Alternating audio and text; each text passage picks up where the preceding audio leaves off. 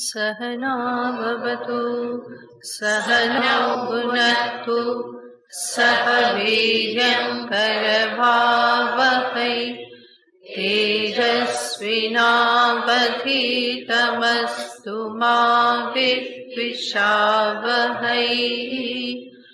ॐ शान्ति शान्ति शान्तिः। शङ्करं शङ्कराचार्यं केशवं बादरायणं सूत्रभाष्यकृतौ वन्दे भगवन्तौ पुनः पुनः। ईश्वरो गुरुरात्मेति मूर्तिभेदविभागिने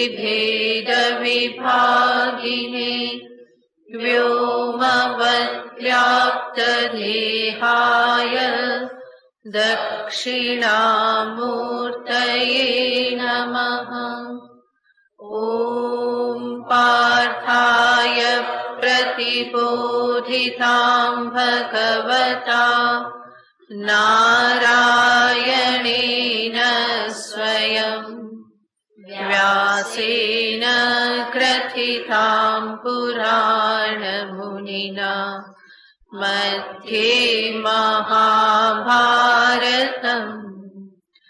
अद्वैतामृतवर्षिणीं भगवतीम् अष्टादशाध्यायिनीम् अम्ब त्वामनुसन्दधामि भगवद् गीते भवद्वेषिणीम्। यं ब्रह्मा वरुणेन्द्ररुद्रमरुतः स्तुन्वन्ति दिव्यैस्तवैः वेदैः साङ्गपदक्रमोपनिषदे गायन्ति यं सामगाः। ध्यानावस्थिततद्गतेन मनसा पश्यन्ति यं योगिनः यस्यान्तं न विदुःसुरासुरगणा देवाय तस्मै नमः। यस्यान्तं न विदुःसुरासुरगणा देवाय तस्मै नमः। 33 श्री भगवानुवाच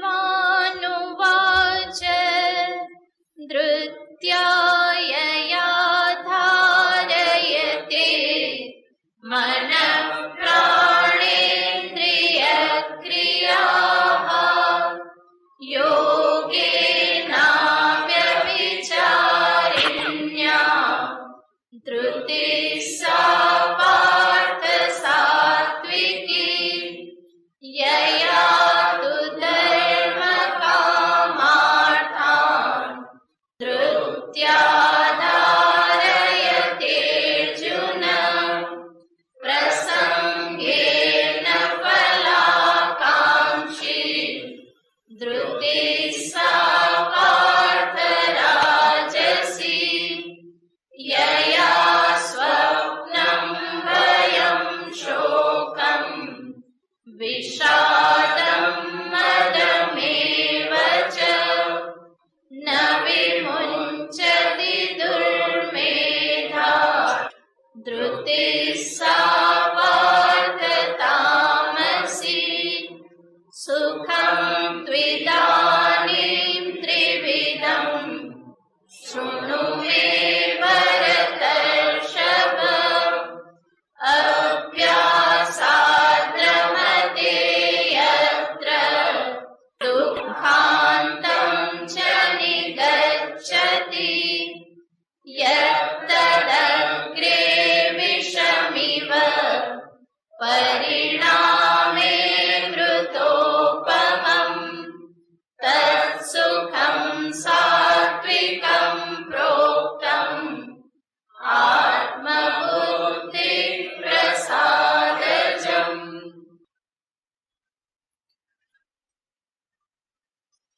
ભગવાને સાત્વિક સુખને દર્શાવ્યું. જે સાત્વિક સુખ સમજદારીનું ફળ છે, અને યોગ્ય સમજદારી એને કહેવાય જે સમજદારી મારા આચરણમાં પ્રતિફલિત થતી હોય. કેવલ બુદ્ધિના સ્તર પર રહેલી સમજદારી નહીં, પરંતુ બુદ્ધિમાં રહેલું જે જીવનમાં પણ વણાઈ ગયેલું છે, એવી સમજદારીનું સુખ એને ભગવાન સાત્વિક સુખ કહે છે. અને આવી સમજદારી કેવી રીતે પ્રાપ્ત થાય એને સંક્ષેપમાં કહીએ તો, જે મનુષ્ય પોતાની શારીરિક ક્રિયાઓ ઉપર નિયંત્રણ પ્રાપ્ત કરે છે, જે મનુષ્ય પોતાના મનની ભાવનાઓને સંયમિત રાખતા શીખે છે, જે મનુષ્ય પોતાની બુદ્ધિની વિચારધારાને એક સુયોગ્ય માર્ગે પ્રવાહિત કરતા શીખે છે.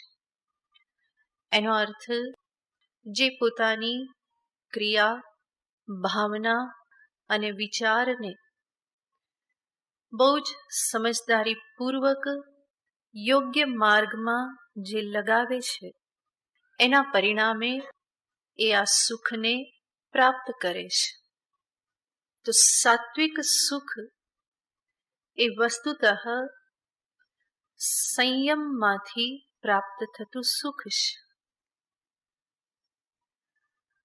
અને સંયમ જ્યારે સિદ્ધ થાય તો એ સ્વતંત્રતાનું રૂપ ધારણ કરે છે.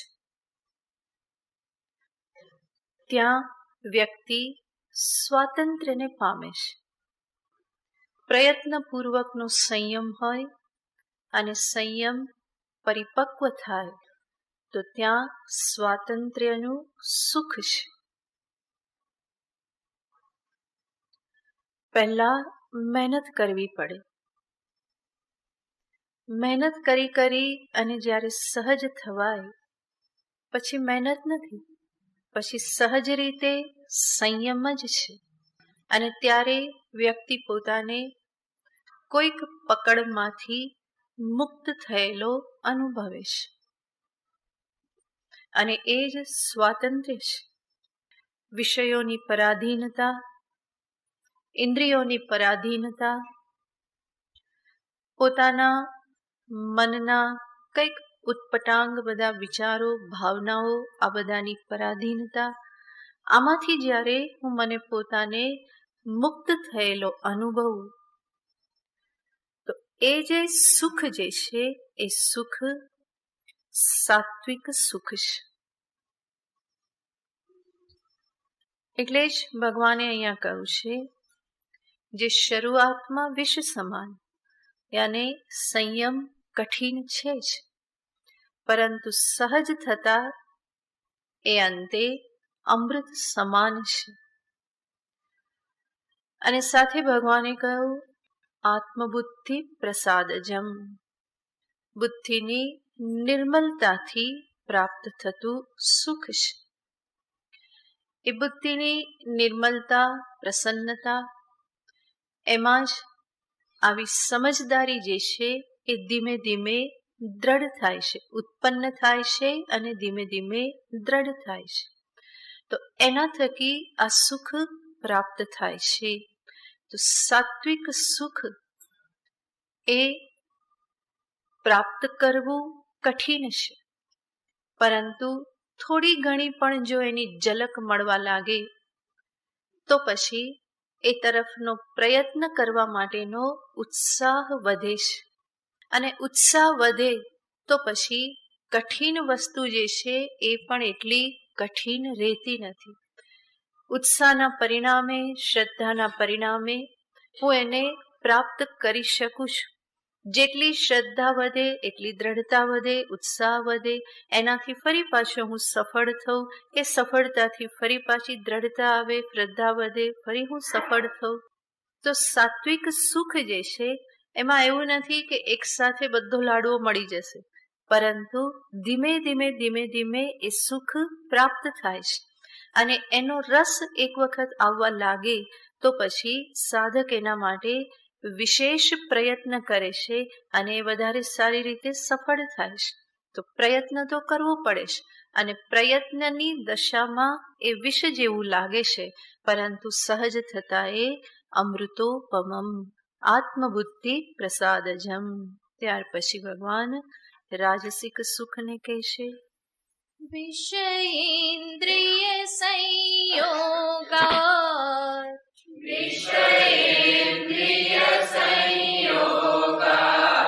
યત્તદગ્રે મૃતોપમં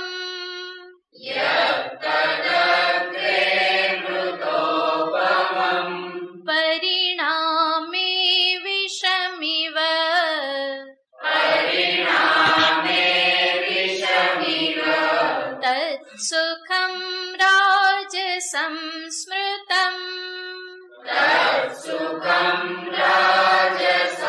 સ્મૃતં વિષયેન્દ્રિય સંયોગાત યત્તદગ્રે મૃતોપમં પરિણામે વિષમિવ તત્સુખં રાજસં સ્મૃતં. અગ્રે અમૃતોપમમ પરિણામે વિષમિવ. સાત્વિક સુખથી વિપરીત. જે શરૂઆતમાં કેવું લાગે કે બહુ સારું લાગે, પરંતુ જેનું પરિણામ જે છે એ વિષ સમાન હોય છે, તો એવું સુખ એને ભગવાન રાજસિક સુખ કહે છે. અને આવું સુખ ક્યાંથી પ્રાપ્ત થાય છે? વિષયેન્દ્રિય સંયોગાત. વિષય અને ઇન્દ્રિયોના સંયોગથી. પંચ વિષય શબ્દ સ્પર્શ રૂપ રસ ગંધ એને જ્યારે ઇન્દ્રિય થકી ગ્રહણ કરવામાં આવે, અનુકૂળ શબ્દ, અનુકૂળ રસ, અનુકૂળ સ્પર્શ જ્યારે પ્રાપ્ત થાય ત્યારે સુખ થાય છે. પ્રતિકૂળ રસ પ્રાપ્ત થાય તો સુખ ના થાય. માટે અહીંયા સમજી લેવાનું કે એ કેવું છે, તો કે અનુકૂળ. વિષય અને ઇન્દ્રિયનો સંયોગ જે છે એના થકી જે ભાન થાય છે એ કેવું ભાન થાય છે, તો કે અનુકૂળ ભાન થાય છે. અને આ ગમે છે, એમાં સુખ અનુભવ થાય છે. તો એ જે સુખ જે છે એને ભગવાન રાજસિક સુખ કહે છે, જે ભોગનું સુખ છે. જેવી રીતે સ્થૂળ વિષયો, એવી જ રીતે સૂક્ષ્મ વિષયોના સંદર્ભમાં પણ માન, પ્રતિષ્ઠા, સ્તુતિ આ બધાથી જે સુખ થાય છે એને પણ કેવું સમજવાનું, તો કે રાજસિક સુખ જ છે. સાત્વિક સુખથી આ સુખ જે છે એ સ્થૂળ સુખ છે. સાત્વિક સુખ જે છે એ સૂક્ષ્મ છે. અને મોટા ભાગના મનુષ્યો આ રાજસિક સુખમાં અટવાઈ જાય છે. સાત્વિક સુખ માટે ભગવાને કહ્યું કે એ પહેલા વિષ જેવું છે અને પછી અમૃત સમાન છે. એટલું જ નહીં, એ સાથે સાથે દીર્ઘકાળનું સુખ છે. જ્યારે રાજસિક સુખ કેવું છે, પહેલા સુખદાયક છે અને પછી વિષ સમાન છે અને એ દુઃખરૂપ બની રહે છે. એનો અર્થ રાજસિક સુખ જે છે એ અનિત્ય સુખ છે, થોડા વખત માટેનું સુખ છે. કારણ કે ઇન્દ્રિય અને વિષયનો સંયોગ કેટલા સમય સુધી રહી શકે? એ હંમેશા રહી ના શકે. મનુષ્ય થાકી જાય. પિક્ચર જુએ એ સંયોગ થાય છે ઇન્દ્રિયનો, આંખનો, શ્રવણેન્દ્રિયનો, શબ્દ અને રૂપને એ સાંભળે છે અને જુએ છે, પરંતુ કેટલા પિક્ચર જોઈ શકે? એક જુએ, બીજું જુએ, ત્રીજું જુએ, પછી તો એ થાકી જ જાય છે. એવી જ રીતે જે પણ રસભોગ જે કરે છે, ખાય તો કેટલું ખાય? થોડું થોડું ખાઈ શકે, અને એ ફરી પાછું ખાવાનું સુખ પણ ક્યાં સુધી છે? 1.5 ઇંચની જીભ સુધી જ છે, એની આગળ પાછળ કંઈ છે નહીં. એ ગળે ઉતરી ગયું તો એનો કોઈ સ્વાદ નથી, કેવલ જીભ ઉપર છે એટલો વખત જ એનો સ્વાદ છે. અને એટલામાં જ લોકો અટવાઈ જાય છે. એ જે શરૂઆત જે છે એ કેવી લાગે છે? ઓકે, બહુ જ સારી લાગે છે, જીભને બહુ સારું લાગે છે, મનને બહુ સારું લાગે છે, સરસ રસ આવે છે. પરંતુ એમાં જો સંયમ ન રાખ્યો અને જે આવે એ બધું ખાતા ગયા, તો પછી અંદર પેટ શું કરે? પેટ બૂમાબૂમ કરે, અંદર બધી તકલીફ થવા લાગે. તો ખાધું ત્યારે તો કેવું લાગ્યું? અમૃતોપમમ. અને પછી વિષમિવ, તરત સમજાઈ જાય. કારણ કે બધાનો અનુભવ છે. આવો અસંયમ દરેકે પોતાના જીવનમાં કર્યો જ હોય છે. ભાવતું ખાવાનું મળે કે કંઈ એવું મળે એટલે પછી દાબી દાબીને ખાઈ લે, કારણ કે પેટનું તો ત્યારે ધ્યાન રહેતું જ નથી. ત્યારે ધ્યાન ક્યાં રહે છે? જીભ ઉપર જ રહે છે. ત્યાં સારું લાગે છે, ને એટલા માટે હજી જ્યાં સુધી પેટ જે છે એ રાડો ના નાખવા લાગે કે હવે જગ્યા નથી, ત્યારે એ પછી બંધ કરે. બાકી થોડીક પાછી જગ્યા થઈ જાય તો ખાધા પછી પણ 5 મિનિટ પછી પાછા ખાવા લાગે. તો એ જગ્યાનો જ સવાલ છે, બાકી તો ચાલુ રહ્યા કરે. પણ એ કેટલો સમય રસ આવે છે? થોડા સમયને માટે. શરૂઆતમાં બહુ સારું લાગે, અને જો સંયમ ન રાખ્યો તો એ ફરી દુઃખદ બની જાય છે. દરેક વિષયના સંદર્ભમાં આવું જ છે. સ્તુતિ સાંભળવી બહુ જ ગમે. જેને સ્તુતિ પ્રશંસા સાંભળવા બહુ જ ગમે, એને પણ ક્યારેક ને ક્યારેક તો અપમાન સહન કરવું જ પડશે, ક્યારેક નિંદા સાંભળવી જ પડે છે. તો હંમેશા કોઈ સ્તુતિ થાય એવું જરૂરી નથી, સંભવ પણ નથી. નિંદા ફરી થવાની જ છે. તો સ્તુતિથી જેને સુખ થાય છે, પ્રશંસાથી સુખ થાય છે, એને નિંદાથી જરૂર દુઃખ થવાનું જ છે. અને દરેક વખતે કોઈ અપેક્ષા પૂરી થાય નહીં. હંમેશા લોકોની સામે જોઈને ઊભા રહીએ મોઢું પાડીને કે હવે કંઈક પ્રશંસા કરો, કંઈક વખાણ કરો તો મને તૃપ્તિ થાય. તો દર વખતે તો એવા કોઈ હજુરિયા આજુબાજુ હંમેશા રહેવાના નથી. જી હજુર કરતા જે હંમેશા ઊભા હોય, તો એવું હંમેશા થવાનું નથી. અને કદાચ સામેથી એ જી હજુર કરે તો પાછળથી શું કરે? એ પાછળથી નિંદા કરવાના છે. તો આ બધા વિષયો એવા છે કે થોડા સમય માટે સુખદ લાગે અને પછી એ દુઃખદ નીવડે છે. તો એવું જે પણ સુખ છે એને ભગવાન અહીંયા રાજસિક સુખ કહે છે. અને આ સુખ ફરી એવું છે કે મનુષ્ય જાણે કે આમાં વસ્તુતઃ કોઈ નિત્યતા નથી, આનાથી કોઈ કલ્યાણ નથી, અને છતાં ફરીને કોની પ્રાપ્તિ માટે પ્રવૃત્ત થાય છે? એ જ રાજસિક સુખની પ્રાપ્તિને માટે એ હંમેશા પ્રવૃત્ત થાય છે.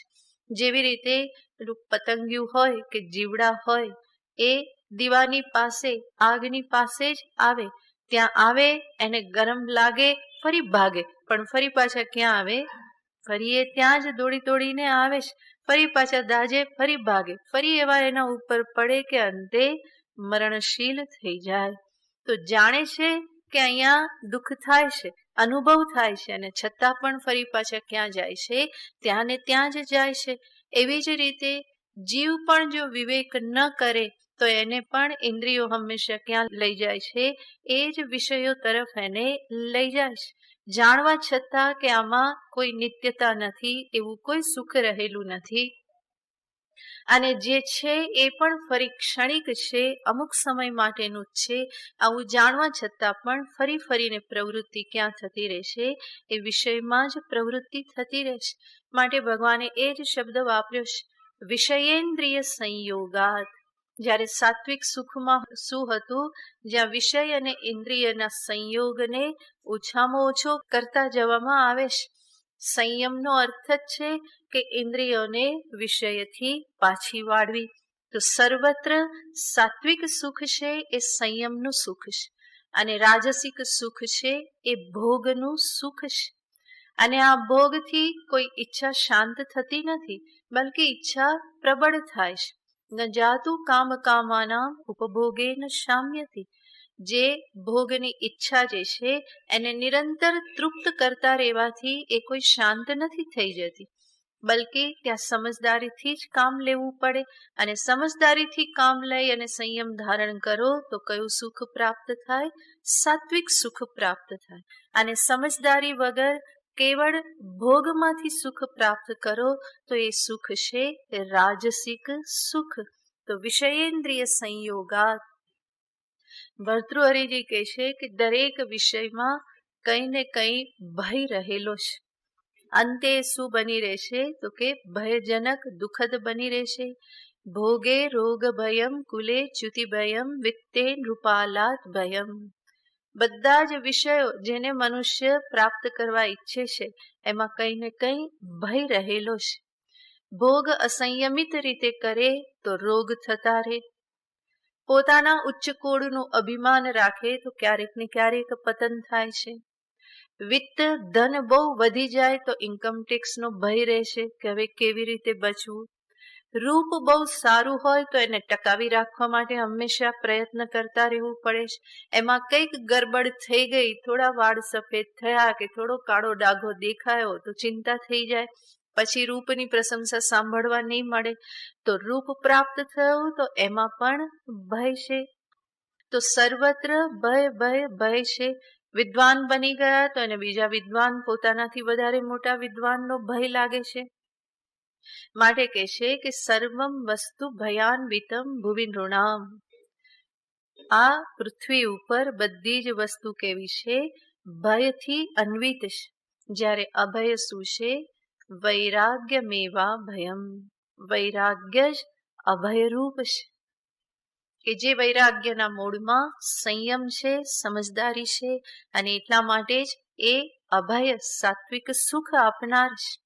જ્યારે ભોગનું સુખ જે છે એ રાજસિક અને સાથે સાથે ભય પ્રદાન કરનાર, દુઃખ પ્રદાન કરનાર છે.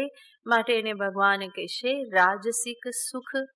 એટલું જ નહીં, આવું રાજસિક સુખ પ્રાપ્ત કરવામાં પહેલા બહુ સારું લાગે છે, પરંતુ નિરંતર એની પાછળ પડી રહેવાથી ભગવાન શંકરાચાર્યજી મહારાજ કહેશે બલ વીર્ય રૂપ પ્રજ્ઞા મેધા ધન ઉત્સાહ હાનિ.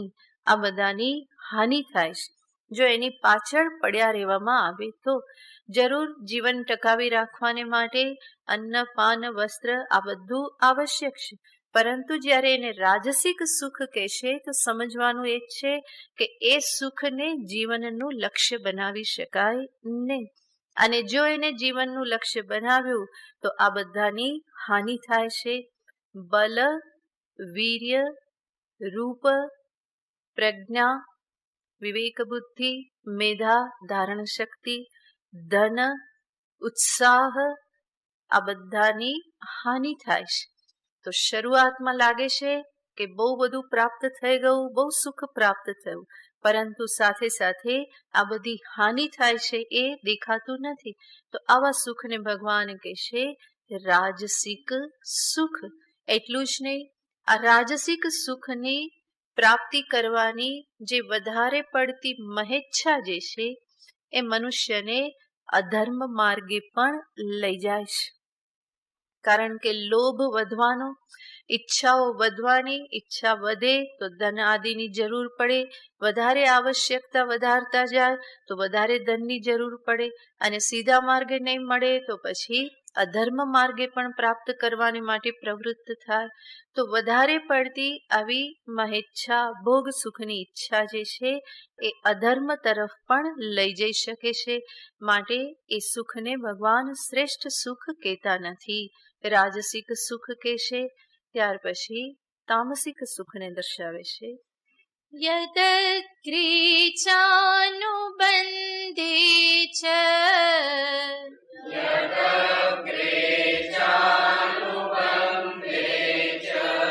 સુખમ મોહનમાત્મનઃ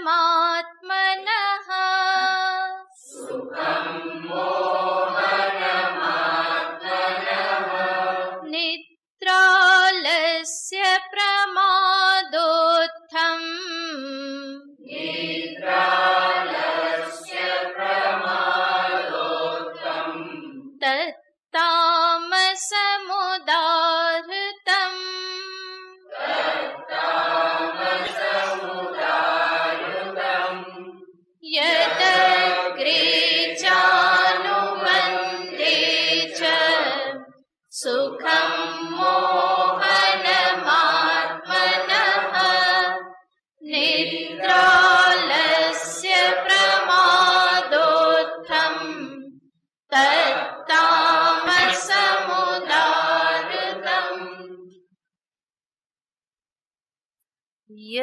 અગ્રે અનુબંધે ચ, જે પહેલા અને પછી પણ પરિણામે આત્મનઃ મોહનમ સુખમ, પોતાને મોહમાં નાખનારું હોય.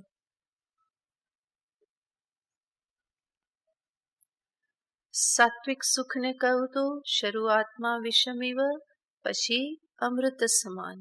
રાજસિક સુખને કહું શરૂઆતમાં અમૃત સમાન અને પછી વિષ સમાન. તામસિક સુખને ભગવાન કહેશે, અમૃત વિષની કોઈ ઉપમા આપતા નથી, પરંતુ ભગવાન કહેશે એ સુખ શરૂઆતમાં પણ મોહમાં નાખનારું છે અને પરિણામે પણ મોહમાં જ નાખનારું છે. અને મોહ જે છે એ તો ષડ રીપુમાંનો એક રીપુ છે.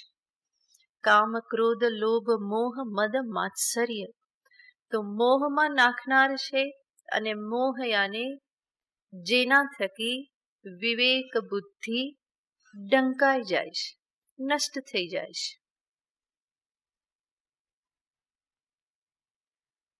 જે કાર્ય કરતી વખતે કોઈ સારા ખરાબનો વિવેક રહેતો નથી. જેમ કોઈ વ્યક્તિને વ્યસન હોય, દારૂ પીવાની આદત હોય, એ ઈચ્છા અંતરમાં ઉત્પન્ન થાય તરત શું કરી દેશે? વ્યક્તિને મોહમાં નાખી દેશે, યાને વિવેક બુદ્ધિને ભ્રષ્ટ કરી દેશે. એ તલપ એક વખત લાગે પછી એ કોઈનું સાંભળવા ઊભો રહેતો નથી, પોતાના વિવેકને પણ એક બાજુ કરી દેશે. તો એની શરૂઆત જ ક્યાંથી થાય છે? ઈચ્છા સ્તરથી જ એ મોહમાં ગ્રસ્ત થઈ જાય છે અને પીધા પછી વિવેક બુદ્ધિ જાગૃત થઈ જાય છે, પછી તો નષ્ટ થાય છે. તો અનુબંધે અપી, અગ્રે અનુબંધ યાને પરિણામે શરૂઆતમાં મોહમાં નાખનાર છે અને અંતે પણ મોહમાં નાખનાર છે. કોઈ પણ વ્યસન, દારૂ હોય કે તમાકુ હોય કે ગુટકા હોય, જે પણ એ લેવાની તલપ લાગી તો નથી એ કોઈને સાંભળતો, નથી પોતાના વિવેકને ઉપયોગમાં લેતો. બહુ કહેવામાં આવે તો સામે હા હા કરે, પરંતુ જઈને ફરી પાછું શું કરે? ફરી એનું એ જ કામ કરે. ઘણા બધા હસે છે, કારણ કે ઘણાના ઘરમાં આવું થતું જ હશે. મારી સામે તો બહુ સરસ રહે, પણ બધાને પોતપોતાના ઘરમાં બધા જાણે ને એટલે ઘણા બધા હસે છે. આવું થતું હોય તો જરૂર સમજીને એમાંથી બહાર નીકળવા માટે પ્રયત્ન કરવો જોઈએ. એને હસી કાઢવા માત્રથી કામ નહીં ચાલે, કારણ કે આપણે શરૂઆતમાં જ જોયું, અધ્યાત્મ વિદ્યા જીવન પરિવર્તનની અપેક્ષા રાખે છે. એવું ના ચાલે કે હું જેવો છું એવો ને એવો રહું ને એવો જીવતો રહું ને એવું જ મારું ખાવા પીવાનું બધું ચાલુ રહે અને મને ભગવાન મળી જાય કે મોક્ષ મળી જાય, એવું ક્યારેય થવાનું નથી. જીવનમાં પરિવર્તન લાવવું જ રહ્યું, આવી બધી ખોટી આદતોમાંથી જીવનને મુક્ત કરવું જ રહ્યું. સત્સંગ સાંભળ્યા પછી એટલી તો શક્તિ આપણા મનમાં હોવી જ જોઈએ, એટલું તો આત્મબલ ધીમે ધીમે આપણે કેળવતા શીખવું જ જોઈએ કે આવી બધી પરાધીનતાઓમાંથી આપણે મુક્ત થઈએ. કેટલી નાની વસ્તુ છે, હે ને? કોઈ બીડીનું ઠૂઠું કે પછી ગુટકાનું પેકેટ કે તમાકુની એક ચપટી, આટલી કમથી વસ્તુ છે અને એ આપણા જીવનને બરબાદ કરી નાખે. સમય, શક્તિ, બલ, વીર્ય આ બધું જ આપણું હણી નાખે છે. તો એમાંથી બહાર નીકળી જ શકાય છે. એવું નથી કે વ્યસનને છોડી નથી શકાતું. એ ઘણા બધા બાના કાઢતા હોય છે કે અંદર આમ થાય, આમ થાય, આમ થાય. એના માટે એક તો છોડવાની દ્રઢ ઈચ્છા હોવી જોઈએ અને થોડું કષ્ટ સહન કરવાની તૈયારી પણ હોવી જોઈએ. હું જો એવું બધું છોડવા માંગુ તો મને સહાય કરનારા પણ ઘણા બધા છે, સપોર્ટ કરનારા ઘણા બધા મળી રહે, પણ હું એ છોડવા ન માગું તો મને બાના ઘણા બધા મળી જાય કે હવે ન ખાઉં તો બહુ તકલીફ થાય છે, ન પીવું તો બહુ તકલીફ થાય છે, શરીરમાં બધું આવી ગયેલું છે, ટોક્સિન્સ બધા છે, હવે તકલીફ થાય છે. આવા બધા બાના કાઢતા રહીએ. ઘણા બધા છોડનારા છોડે જ છે, તો એમને પણ તકલીફ થઈ હશે ને, એમનેમ તો નહીં છૂટ્યું હોય. તો જે છોડી શકે છે એનું માર્ગદર્શન લો, કેવી રીતે છોડ્યું, કેવી રીતે બહાર આવ્યા. કોઈ પણ નબળાઈમાંથી મુક્ત થવું સંભવ છે જ. ભગવાન દરેક જીવને માટે એ ઈચ્છે જ છે, અને ઈશ્વરની ઈચ્છા પણ એ જ છે. પછી આપણે એવું ના કહી શકીએ કે ભગવાનની ઈચ્છા હશે ત્યારે છૂટશે. તો શરૂ કર્યું હતું ત્યારે ભગવાનને પૂછવા ગયા હતા કે તમારી ઈચ્છા છે હું તમાકુ ખાઉં, એવું પૂછવા ગયા હતા. તો છોડતી વખતે ભગવાનની ઈચ્છા ઉપર શું કરવાનું, છોડવાનું. પોતે જ પોતાની આદત બગાડી છે તો પોતે જ પોતાની આદતને સુધારવી રહી, નહીં તો મારો સત્સંગ કરેલો જે છે એ બધો નકામો જાય. આટલી પણ જો હું ઇન્દ્રિયો ઉપર સંયમ ન રાખી શકું, આટલા મારા મનને હું ન સંભાળી શકું, મારી ઇન્દ્રિયોને ન સંભાળી શકું, તો એનો અર્થ શું પછી? એમાંથી મુક્ત થવું જ રહ્યું. ધીમે ધીમે પ્રયત્ન કરવાથી બધું જ સિદ્ધ થઈ શકે. કરત કરત અભ્યાસ સે જડમતી હોત સુજાન. જડ બુદ્ધિ જેવો હોય ને એ પણ સુજાન, એ પણ વિદ્વાન થઈ જાય છે. પથ્થર ઉપર પણ જો પાણી પડતું રહે ને, એ પાણી પડે તો પથ્થર પણ કપાતો જાય છે, ત્યાં પણ ખાડા પડતા જાય છે. તો પાણી તો કોમળ છે, એમાં કઈ એવી કોઈ વિશેષ કોઈ પેલી વસ્તુ નથી, છતાં પણ પાણી જો નિરંતર પડતું રહે તો પથ્થર જેવો પથ્થર જે છે એમાં પણ નિશાન પડી જાય છે. તો હું તો મનુષ્ય છું, એક જીવતું જાગતું પ્રાણી છું. મારું અંતઃકરણ કેટલું સૂક્ષ્મ છે, પથ્થર જેવું નથી. એને એમાંથી સુધારવું, એમાંથી બહાર કાઢવું, એમાં નવા સંસ્કારો નાખવા, એ મારા માટે એવો કોઈ અસંભવ વસ્તુ નથી. પ્રયત્ન કરું તો એ સંસ્કારોને બદલી જ શકાય. બધી જ ખોટી આદતો, ટેવોમાંથી આપણે મુક્ત થઈ જ શકીએ. કેવલ એના ઉપર ધ્યાન આપી અને દ્રઢતાપૂર્વક પ્રયત્ન કરવાની જરૂર છે. તો અહીંયા ભગવાન કહે છે કે આવા જે કર્મ જે છે એ શરૂઆતમાં પણ મોહમાં નાખે છે અને પછી પણ મોહમાં નાખનારા છે. તો સુખમ યત સુખમ, આવું જે સુખ, આવી બધી બાબતોમાંથી જે સુખ પ્રાપ્ત થતું હોય એ કેવું સુખ છે? તામસિક સુખ છે. કોઈ પણ વ્યસન જે છે એ વ્યસનમાંથી પ્રાપ્ત થતું સુખ એ તામસિક સુખ છે. આમ પણ તમે જુઓ તો આ બધા વ્યસનોથી જે મોઢામાં નાખવામાં આવે એમાં એવો કોઈ સ્વાદ હોતો નથી, બલકે બધું કેવું હોય, સ્વાદ વગરનું જ હોય. તમાકુનો સ્વાદ કેવો હોય? મને તો ખબર નથી, તમારી સામે વર્ણન નહીં કરી શકું, પણ જરૂર ગળ્યો તો નહીં જ હોય. તો બધા ખાતા હોય, તો ગળ્યું તો નથી જ જરૂર. એ વિચિત્ર જ એનો સ્વાદ છે. ધુમાડા અંદર ભરવા એ તો કેવી વસ્તુ છે, એમાં કયો સ્વાદ છે, કયો આનંદ છે. ફેફસાઓને બધાને બાળવા, ધુમાડાથી ગ્રસ્ત કરવા, એ કેવી વિચિત્ર વસ્તુ છે, કેવું વિચિત્ર વ્યસન છે. તો આ બધી બાબતો કે જેમાં વસ્તુતઃ જોઈએ તો કોઈ સુખ નથી, એવું કયો એમાં સ્વાદ આવી જાય, કઈ સુગંધ આવી જાય, કઈ જ હોતું નથી. અને છતાં પણ મનુષ્ય લાચાર થઈ અને એની પાછળ દોડતો રહેશે. એ શરૂઆતમાં પણ મોહગ્રસ્ત થાય અને કર્યા પછી પણ મોહગ્રસ્ત થાય, અને આખું જીવન કેવી રીતે વ્યતીત કરી નાખે છે, આવા જ મોહમાં ને મોહમાં એ જીવનને પસાર કરી દેશે. તો એવું જે સુખ, એમાંથી જેને સુખ પ્રાપ્ત થાય છે, ભગવાન કહે છે એ તામસિક સુખ છે. અને એમાંથી સુખ લેનારો વ્યક્તિ જે છે એને પણ કેવો ગણવો રહ્યો? તામસિક જ ગણવો રહ્યો. એટલું જ નહીં, આગળ ભગવાન કહે છે નિદ્રાલસ્ય પ્રમાદોત્થમ તત્તામ સમુદાહૃતમ. જે સુખ સાથે સાથે નિદ્રા, આલસ્ય અને પ્રમાદમાંથી જે પ્રાપ્ત થાય છે, એવું સુખ જે છે એને પણ ભગવાન તામસ સુખ કહે છે. નિદ્રા તમોગુણ પ્રધાન જ હોય છે. માટે જે વધારે પડતી ઊંઘ લઈ અને સુખ પામવા ઈચ્છે છે, ભગવાન કહે છે એ તામસિક સુખ છે. શરીરને માટે આવશ્યક હોય એટલો આરામ જરૂર એને આપવો જોઈએ. 5 કલાક, 6 કલાક, 7 કલાક, 8 કલાક, પછી નહીં બોલું. જેટલું આવશ્યક છે પોતાની પ્રકૃતિ શરીરને અનુરૂપ જરૂર આરામ આપો, પરંતુ જ્યાં ને ત્યાં જે ઊંઘી જાય અને એમાંથી સુખ લે તો એને ભગવાન કહેશે એ તામસિક સુખ છે. આરામ મળ્યા પછી પણ પથારીમાં આડો તો રે, ઊભો ના થાય, જાગ્યા પછી પણ, અથવા તો ફરીને ઊંઘતો જ રે, સમય ખબર પડે સમય થયો છે અને છતાં પણ ફરીને પડખા ફરીને ઊંઘી જાય તો એમાંથી જે સુખ લેશે ભગવાન કહેશે એવું જે વધારે પડતી નિદ્રાનું સુખ જે છે એ તામસિક સુખ છે.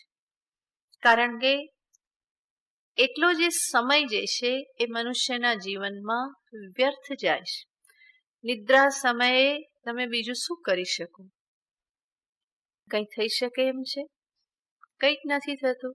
એટલા માટે જરૂર આવશ્યક ઊંઘ લેવી જોઈએ, પરંતુ વધારે પડતી ઊંઘવાની આદત અને જ્યારે ને ત્યારે સૂઈ જવાની આદત અને એમાંથી સુખ લેવું તો ભગવાન કહેશે કે એ તામસિક સુખ છે. બીજું કહેશે આલસ્ય. આળસમાંથી સુખ લેવું યાને કામ ન કરવું. જે સમયે જે કાર્ય કરવાનું છે એ કાર્ય ન કરવું, એને હંમેશા ટાળી દેવું, બીજા પર ઢોળી દેવું, પોતાનું કામ પણ બીજાની પાસે કરાવતા રહેવું, તો એને કહેવામાં આવે છે આળસ. અને આવી રીતે પોતાનું કામ પણ બીજાની પાસે કરાવે, બીજાના માથે પડે, બીજાના પર બોજારૂપ બને અને એવું કરવામાં જે સુખ એને પ્રાપ્ત થાય તો ભગવાન કહેશે એ તામસિક સુખ છે. અને ત્રીજું કહે છે પ્રમાદોત્થમ, પ્રમાદથી ઉત્પન્ન થયેલું. આળસિયાને કામ ન કરવું. અને પ્રમાદનો અર્થ છે જે કરવા જેવું હોય, કર્તવ્ય છે એની ઉપેક્ષા કરી અને બીજામાં લાગી જવું. જેમ કે આજકાલનું દ્રષ્ટાંત આપીએ તો કરવા જેવું ઘણું છોડીને બધા શેમાં લાગી જાય? મોબાઈલમાં લાગી જાય છે. જ્યારે જુઓ ત્યારે એમાં બિઝી હોય છે. તો એના કારણે કેટલો પ્રમાદ થઈ જાય છે. જે કરવાનું હોય એ કરવાનું રહી જાય છે.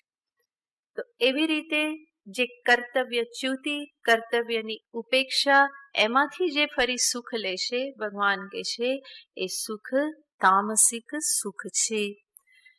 ભગવાનનું કહેવાનું તાત્પર્ય છે નિદ્રા આદિ જે પણ છે, નિદ્રા, ખોરાક, આ બધામાં હંમેશા મધ્યમ માર્ગ અપનાવવાનો હોય. બેમાંથી એક છેડા ઉપર નહીં, પરંતુ મધ્યમ માર્ગ. અતિરેકમાં આવીને કોઈ એવું સાંભળે કે નિદ્રા તો તામસિક સુખ છે અને અતિરેક કરી દે, એનો અતિશય કરી દે અને પછી કહેવાય આજ તો ઊંઘવું નથી. કેમ? સત્સંગમાં શું સાંભળ્યું? ઊંઘવું એટલે તો તામસિક સુખ છે. તો અત્યારે નહીં ઊંઘો તો ક્યારે ઊંઘી જશો? બીજે દિવસે સવારે ઊંઘી જશો. તો એવી રીતે નહીં, મધ્યમ પદ. શરીરને જેટલું આવશ્યક છે એટલું આપવું રહ્યું, પરંતુ અધિક જ્યારે આપવા માટે હું પ્રવૃત્ત થઉં તો ત્યાં વિવેક કરવાનું કે આવું નથી કરવાનું. મધ્યમ પંથા. ઉપવાસ પણ નહીં અને ખાવ પણ નહીં કરવાનું. શરીરને જરૂર છે તો જરૂર અન્ન એને પ્રદાન કરવાનું જ છે. ભગવાને આજે 3 પ્રકારના સુખ અહીંયા દર્શાવ્યા.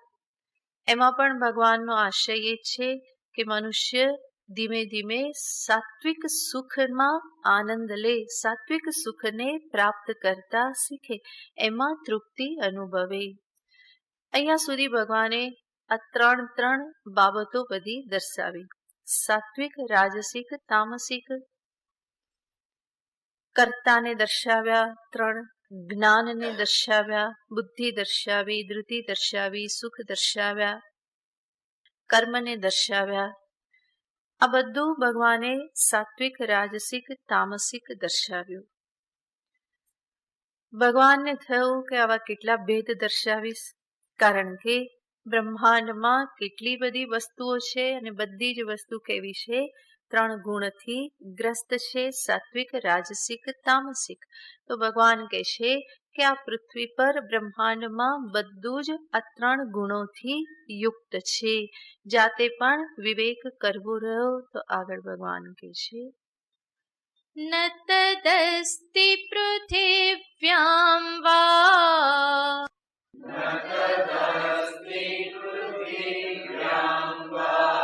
दिवि देवेषु वा पुनः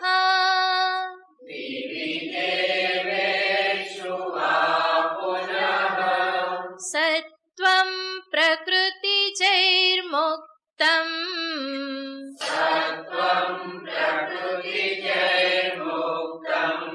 यदेभिः स्यात् त्रिभिर्गुणैः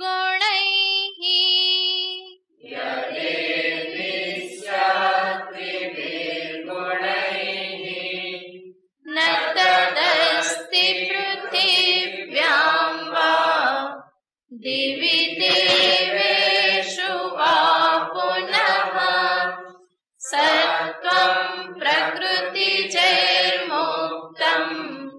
यदेभिः स्यात् त्रिभिर्गुणैः પૃથિવ્યામ દિવિ દેવેષુ વા ન તત અસ્તિ. આ પૃથ્વી, સ્વર્ગ, ત્રણેય લોકમાં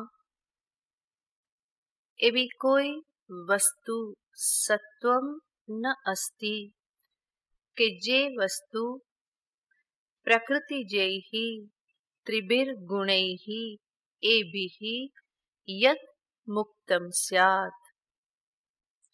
પ્રકૃતિના આ 3 ગુણોથી મુક્ત હોય એવી કોઈ પણ વસ્તુ આ ત્રણેય લોકમાં નથી. દરેકમાં સાત્વિક, રાજસિક, તામસિક આ 3 ભેદ હશે. પ્રત્યેક વસ્તુમાં સત્વ, રજસ અને તમો ગુણ છે. માત્રા વધારે ઓછી હોઈ શકે, ક્યાંક સત્વ વધારે, ક્યાંક તમસ વધારે, ક્યાંક રજસ વધારે, એવી રીતે માત્રા ઓછી વધતી હોઈ શકે, પરંતુ બધી જ વસ્તુમાં શું છે? આ સત્વ, રજસ અને તમસ છે. અને એની પ્રધાનતાના આધારે જ એ જે તે વસ્તુમાં ફરી સાત્વિક, રાજસિક, તામસિક એવા ભેદ પડે છે. તો સમસ્ત બ્રહ્માંડ, સમસ્ત જગત પ્રકૃતિનું જ કાર્ય છે. તત્વબોધમાં તમે સાંભળ્યું હતું, બ્રહ્માશ્રયા માયા અસ્તિ. અને એ માયા પ્રકૃતિમાંથી જ આ સમસ્ત જગતની ઉત્પત્તિ થયેલી છે. એટલા માટે જ જગતને માયિક કહેવામાં આવે છે. જે માયામાંથી ઉત્પન્ન થયું, માયિક નહીં તો માયામય કહેવામાં આવે છે. અને માયાનો સ્વભાવ છે ત્રિગુણાત્મિકા. 3 ગુણ જે છે, સત્વ, રજસ અને તમસ, એ 3 ગુણ એ માયાનો સ્વભાવ છે. ત્રિગુણાત્મિકા માયા જો કારણ હોય તો કાર્યમાં પણ શું આવે? 3 ગુણ આવવાના જ છે. કારણ ગુણાઃ કાર્યેષુ અનુવર્તન્તે.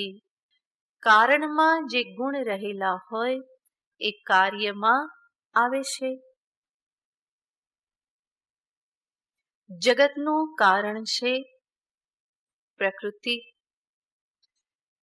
કે જે પ્રકૃતિના સ્વભાવમાં, માયાના સ્વભાવમાં સત્વ, રજસ, તમગુણ છે.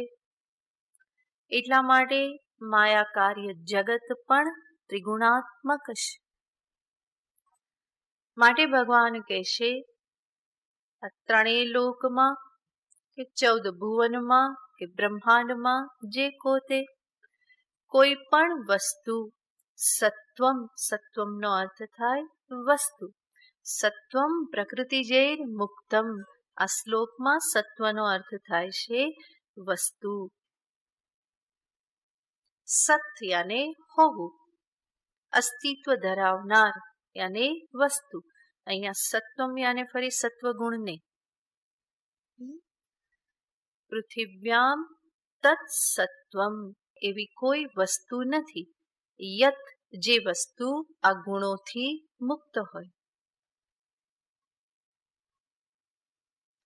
સત્વ સત યાને હોવું, હોવાપણું. અને શું છે? બધી વસ્તુઓ અસ્તિ અસ્તિ આપણે કહીએ છીએ, એ વસ્તુ જે છે એને અહીંયા કહેશે સત્વમ. બીજા શબ્દમાં કહીએ તો કોઈ પણ ચીજ, ગુજરાતીમાં શું કે કોઈ પણ ચીજ. બ્રહ્માંડમાં કોઈ પણ ચીજ એવી નથી કે જે આ ગુણોથી રહિત હોય, ચૈતન્ય તત્વ સિવાય. બરાબર? એ તો પાછા પ્રશ્ન કરશો કે આત્મા તો ત્રિગુણાતીત છે. આત્માની વાત નથી. કોની વાત થાય છે? બ્રહ્માંડની વાત થાય છે. બ્રહ્માંડ જગત જે છે એ જગતમાં કોઈ 3 ગુણથી મુક્ત નથી. એવી કોઈ પણ વસ્તુ નથી જે આ 3થી મુક્ત હોય. કોઈને પણ જોશો એમાં જે પણ સ્થૂલતા જે છે એ જ શું છે? એ જ એનો તમો ગુણ છે.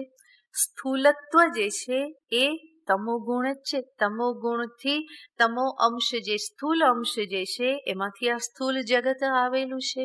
તો તમો ગુણ છે જ. જ્યાં પણ ક્રિયા છે ત્યાં શું છે? રજસ છે. અને સત્વ, જ્યાં જ્ઞાન છે ત્યાં સત્વ છે, શુદ્ધિ છે ત્યાં સત્વ છે. તો આવી રીતે સત્વ રજસ તમસ સર્વત્ર રહેલા જ છે. ભગવાને આજે 3 વિભાગ જે બતાવતા હતા એનો અહીંયા ઉપસંહાર કર્યો. આ શ્લોક સાથે એ પ્રકરણની ભગવાને સમાપ્તિ કરી કે કોઈ પણ વસ્તુ આ 3થી ભિન્ન નથી. બ્રહ્માંડ એનાથી ગ્રસ્ત છે. મનુષ્યએ જોવાનું છે કે હું કોને ગ્રહણ કરું, સાત્વિકને ગ્રહણ કરું, રાજસિકને કે તામસિકને. તો 3 ગુણોથી યુક્ત બધું છે, એમાં મારે જોવાનું છે કે હું કોને ગ્રહણ કરું. ખોરાક લઉં તો કેવો લઉં? તામસિક, રાજસિક કે તામસિક? કર્મ કરું તો કેવા કર્મ કરું? સાત્વિક કર્મ કરું, રાજસિક કે તામસિક? એવી જ રીતે કર્મ કરતી વખતે હું મારું કર્તૃત્વ કેવા પ્રકારનું રાખું, મારી બુદ્ધિને કેવા પ્રકારની બનાવું, મારી ધૃતિ શક્તિ, ભગવાને જે સર્વને ધૃતિ શક્તિ આપેલી છે, ધારણ કરવાની શક્તિ, તો હું મારી ધારણ કરવાની શક્તિનો ઉપયોગ કયા સ્થાને કરું છું, આ બધો વિવેક હું કરી શકું. એટલા માટે જ ભગવાને આ નિરૂપણ અહીંયા કરેલું છે. તો આ સાથે આ ત્રિભેદ જે ભગવાન અહીંયા નિરૂપિત કરતા હતા એ પ્રકરણનો ભગવાને ઉપસંહાર કર્યો. ત્યાર પછી આગળ ભગવાન બીજી વાત કરે છે. ગુણોને લઈને જ વાત કરે છે, પરંતુ એ ગુણોને લઈને ભગવાન હવે કર્મને દર્શાવે છે. બ્રાહ્મણ, ક્ષત્રિય, વૈશ્ય અને શૂદ્ર જે છે એના સ્વભાવ જ કર્મ જે છે એને દર્શાવે છે. અને ત્યાં પણ સાત્વિક, રાજસિક, તામસિક તો છે જ, પરંતુ ભગવાન એક અલગ દ્રષ્ટિકોણથી હવે પ્રતિપાદનનો પ્રારંભ કરે છે. એટલા માટે આગળના શ્લોકને ઉપસંહાર રૂપે જોવામાં આવે છે. હવે નવા પ્રકારે ભગવાન અહીંયા નિરૂપણ પ્રારંભ કરે છે. અને એ નિરૂપણ પ્રારંભ કરતા ભગવાન ફરી એની પૂર્વ ભૂમિકા આપે છે, શરૂઆત કરે છે. બ્રાહ્મણ ક્ષત્રિય વિષામ,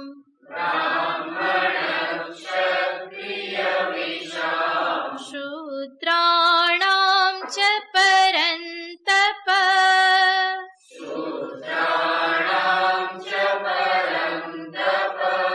કર્માણિ પ્રવિભક્તાની,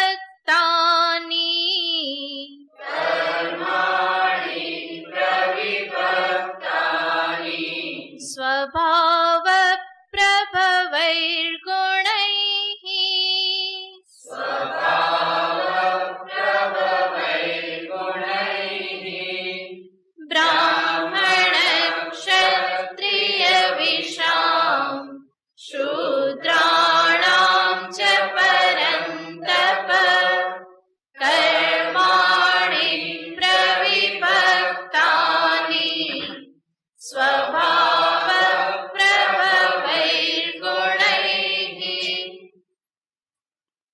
પરંતપ, અર્જુનને સંબોધન છે.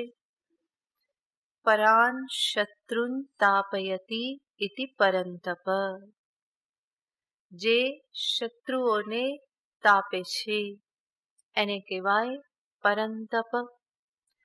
અને શત્રુ બે પ્રકારના હોય, બાહ્ય શત્રુ, આંતર શત્રુ.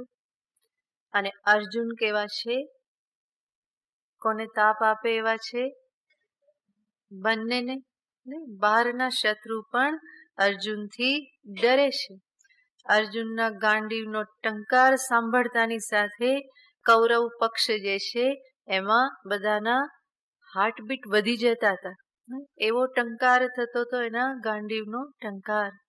તો બાહ્ય શત્રુઓને અર્જુન તાપ આપે છે. અને અત્યારે જે અર્જુન જે છે એ કેવા છે?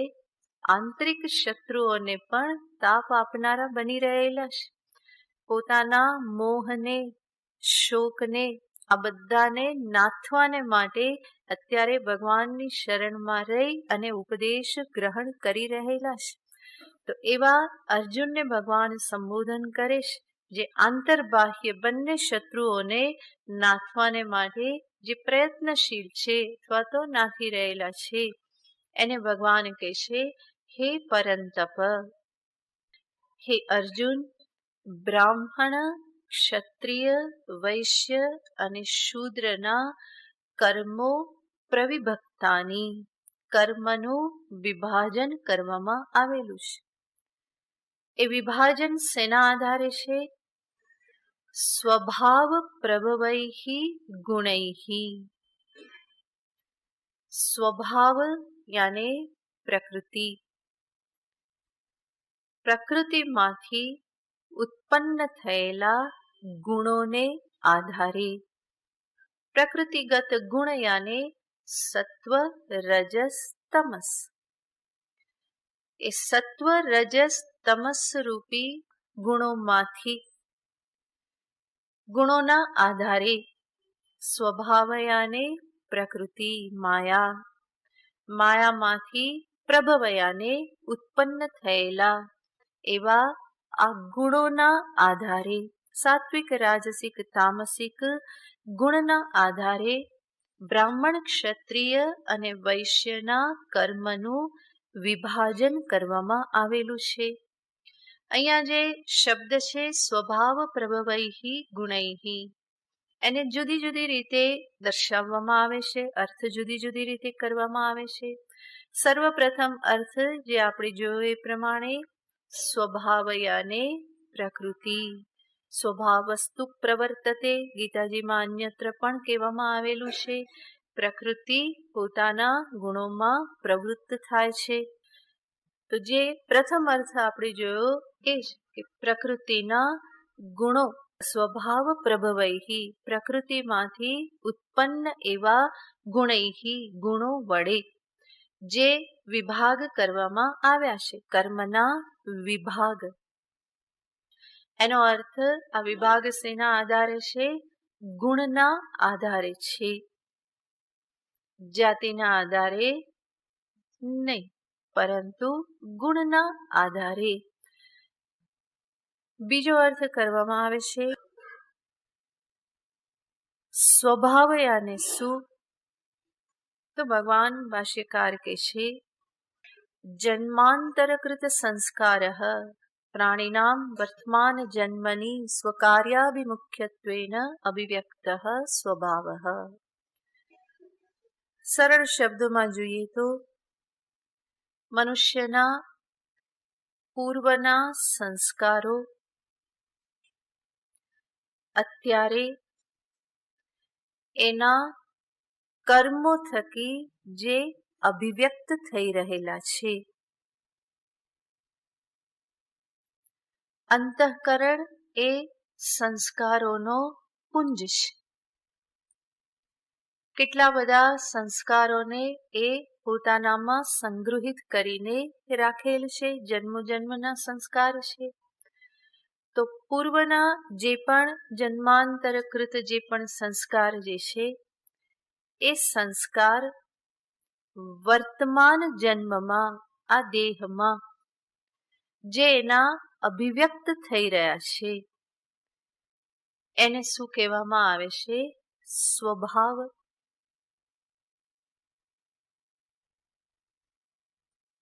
ત્રીજો અર્થ સ્વભાવનો અહીંયા કહે છે. સ્વભાવ યાને સ્વભાવ.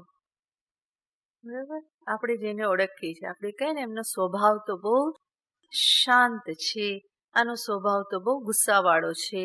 એ સ્વભાવ એ જ શું? સ્વભાવનો અર્થ. બરાબર, સ્વભાવ એટલે આપણો સ્વભાવ. તો એ સ્વભાવથી ઉત્પન્ન જે ગુણ છે એ ગુણથી શું કરવામાં આવેલું છે? તો કે આ કર્મના વિભાગ કરવામાં આવેલા છે. એ સ્વભાવ એટલે શું? જેમણા આપણે જોયું કે જે સ્વભાવ એટલે સ્વભાવ, તો એનો અર્થ સમજાવતા ભગવાન ભાષ્યકાર કહે છે કે જેવી રીતે કહેવામાં આવે કે બ્રાહ્મણનો સ્વભાવ, તો બ્રાહ્મણનો સ્વભાવ કેવો હોય? જે શાસ્ત્રીય બ્રાહ્મણ જે કહેવામાં આવે છે, તો એનો સ્વભાવ હોય એ શાંત હોય, સંયમી હોય, સરળ હોય. એને જ ભગવાન આગળ કહેવાના છે શમો દમસ તપસ શૌચમ ક્ષાંતિરાર્જવ. તો એ સ્વભાવ, બ્રાહ્મણનો સ્વભાવ એવો હોય. અને એવા બધા ગુણો જે છે એ ગુણો શેમાંથી પ્રગટ થાય છે? સત્વગુણમાંથી. તો બ્રાહ્મણ યાને કોણ? તો કે જેના સ્વભાવમાં સત્વગુણ પ્રધાન કારણ છે, પ્રધાન રૂપે છે. બ્રાહ્મણનો આવો જે સ્વભાવ એના મૂળમાં કારણ રૂપે શું છે? તો કે સત્વગુણ, સત્વગુણનું પ્રાધાન્ય છે. ક્ષત્રિય જે છે એનો સ્વભાવ કેવો હોય? તો કે એના જે પણ ગુણો ભગવાન આગળ દર્શાવવાના છે, શૌર્ય, તેજ, આ બધા, તો એ જે ગુણ કે સ્વભાવ જે છે એ શેના આધારે છે? તો કહેવામાં આવે છે કે ક્ષત્રિયના સ્વભાવમાં સત્વગુણ ગૌણ હોય છે, રજોગુણ પ્રધાન હોય છે. બ્રાહ્મણનો સ્વભાવ યાને સત્વગુણ પ્રધાન, ક્ષત્રિયના સ્વભાવ યાને જેમાં સત્વગુણ ગૌણ છે અને રજોગુણ પ્રધાન છે, મુખ્ય છે.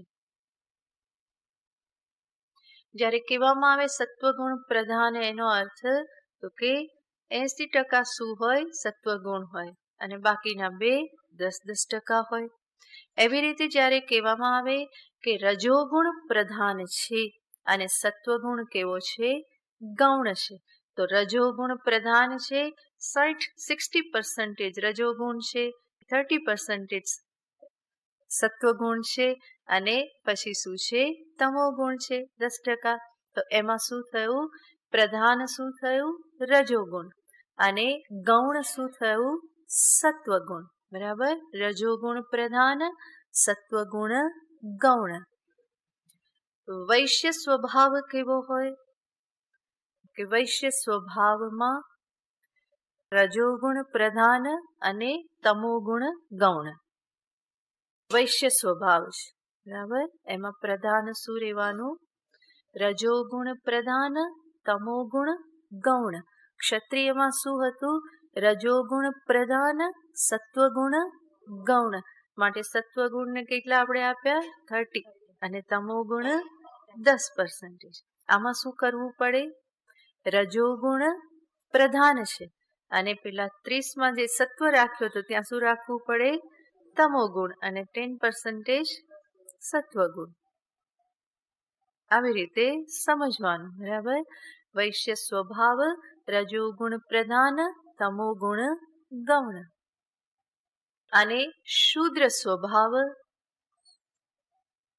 એમાં શું હોય? તમોગુણ પ્રધાન હોય, રજોગુણ ગૌણ હોય. રજા અને સત્વ જે છે એ બહુ જ ઓછી માત્રામાં હોય. તમોગુણ કેવો હોય?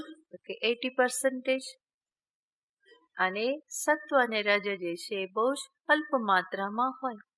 તો આવી રીતે આ ગુણના આધારે, જે ગુણના આધારે સ્વભાવ પ્રગટ થાય છે, એના આધારે અહીંયા કર્મનું વિભાજન કરવામાં આવેલું છે.